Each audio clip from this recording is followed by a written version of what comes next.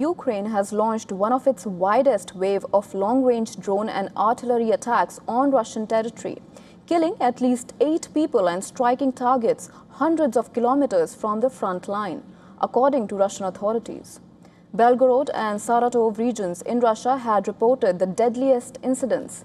3 people were killed in shelling in Belgorod near the Ukrainian border, while 2 others died after a drone strike hit a residential building in the Saratov region.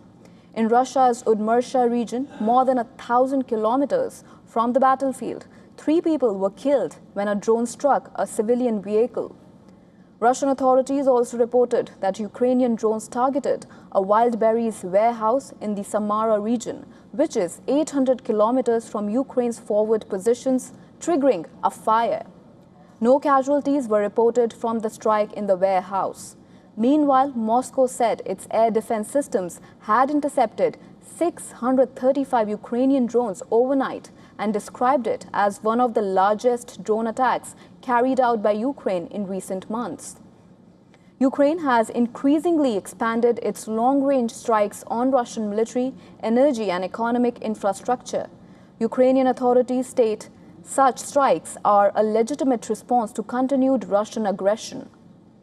Kiev maintains that the continued strikes will increase pressure on Moscow to return to negotiations.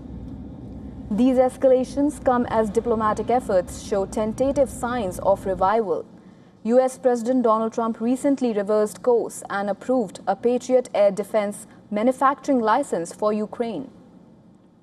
Meanwhile, US Secretary of State Marco Rubio told a leading American news network that Washington is actively exploring opportunities to restart peace talks between Russia and Ukraine, even as fighting on the ground continues unabated.